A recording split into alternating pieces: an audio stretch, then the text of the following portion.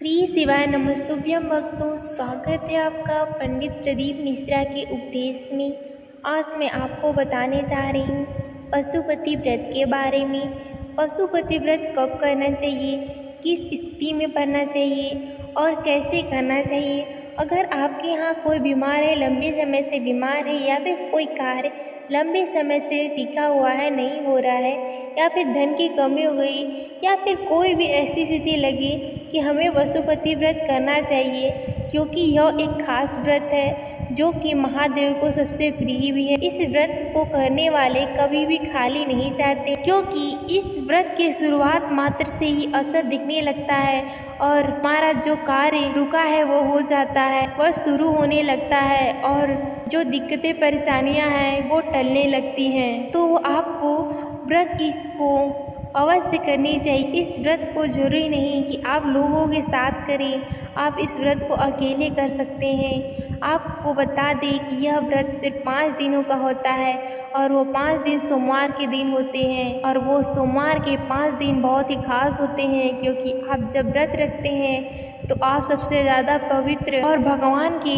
पूजन पाठ में लीन होते हैं। जब आप पहले दिन व्रत करना शुरू करें तो याद रखें कि व्रत के लिए आपको मीठे भोजन की ज़रूरत होगी और मिठाई की ज़रूरत होगी, या फिर हलवा या फिर कोई भी मिठाई आप घर पर बना सकते हैं और साफ बर्तन में बनाएं। उसके बाद आपको हर दिन 6 दिए की ज़रूरत पड़ेगी। आप 6 दिए ले सकते हैं। अगर आपके पास फल हो सकता है तो फल ले लें।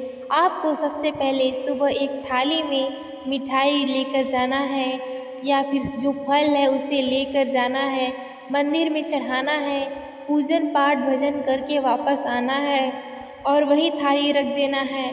और फिर शाम को जब भी पूजन करने जाए वही थाली ले, उसमें 6 दिए रख लें और उसमें जो मिठाई आप पकाए हैं जो चढ़ाने के लिए रखे हैं उसे ले लें, और किसी बर्तन या दोने की मदद से वहाँ पर मंदिर में ले जाने के बाद सारे पूजन करने के बाद मिठाई को 3 टुकड़े में बांट लें, जिसमें से 2 टुकड़ा वहीं पर मंदिर में चढ़ा दें और 1 टुकड़ा अपनी थाली में वापस रख लें। और जो 6 दिए ले गए हैं उसमें 6 दिए में से 5 दिए वहीं पर जला दें शाम के समय, और 1 दिए वापस अपनी थाली में रख के लेकर चले आएँ और घर के प्रवेश दरवाजे पर पहुँचे, प्रवेश द्वार पर पहुँचे तो वहाँ अपने सीधे हाथ को दिशा में घर के या फिर दरवाजे के सामने या फिर मुख्य द्वार के सामने उस 1 दिए को पूर्व दिशा की ओर मुँह कर अवश्य जलाएं, और उसके बाद घर में अंदर घालें और सबसे पहले जिस मिठाई को आप पकाए हैं वो लेकर आए हैं मंदिर से, उसे आप पहले खा लें। उसके बाद अपने घर का जो भी भोजन बना है साधारण उसे खा लें।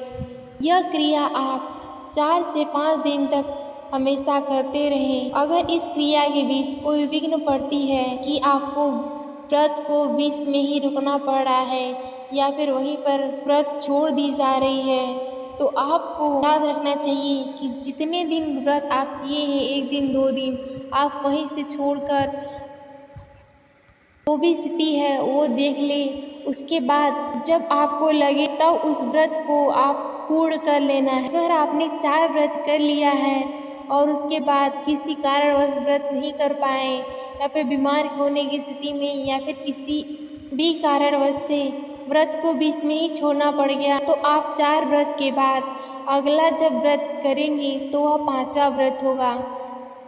ये नहीं है कि इस व्रत को 4 व्रत के बाद आपको फिर से व्रत को शुरू नहीं करना है। 4 व्रत के बाद आप जहाँ से छोड़े थे उस 5वें व्रत को करना है।